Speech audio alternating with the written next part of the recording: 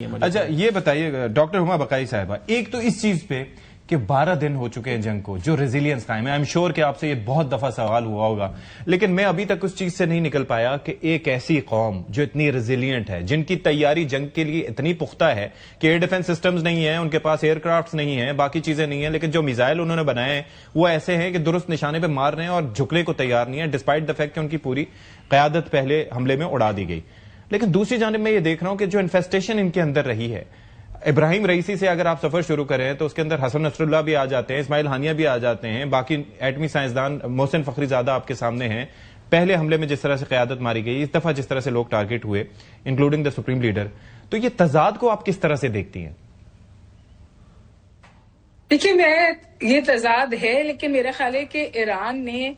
2025 میں جو 12 روز کی جنگ تھی نا، اس کے بعد انہوں نے بہت شدید تیاری کی اور انہوں نے ایک وار ڈاکٹرن بنایا جس کو وہ کہتے ہیں کہ ہمارا نیو نارمل ہے، اور وہ نیو نارمل یہ تھا کہ اسرائیل کے ساتھ ڈائریکٹ مارکا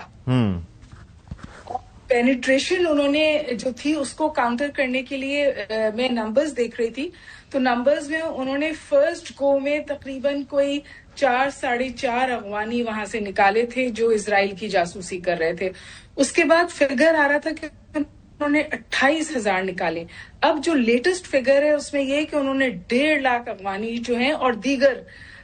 جن لوگوں پہ انہیں شخص تھا، پری ڈومیننٹلی افغانی جو ہیں وہ ایران کی سرزمین سے باہر نکالیں۔ اور اس وقت جو ایک اور انہوں نے کاؤنٹر اسٹریٹجی کی ہے وہ یہ، as I speak to you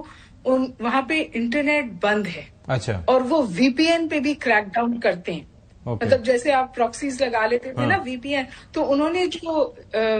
آپس میں کنیکٹ کا طریقہ کار ہے اس کو ختم کر دیا۔ تیسری چیز جو ہے کہ انہوں نے یہ فیصلہ کیا تھا جب وہ اس سو کالڈ فائنل مارکے کے لیے تیار کر رہے تھے کہ ان کا جو انحصار ہوگا وہ ڈرونز اور میزلز پر ہوگا، اور انہوں نے میزلز کی انڈیجنس پروڈکشن شروع کی تھی۔ اور بہت لوگ یہ کہتے ہیں کہ میرا دل چاہتا ہے حسین سے یہ پوچھیں کہ جو میزلز کو وہ لانچ کرتے ہیں وہ انڈر گراؤنڈ سے لانچ کرتے ہیں،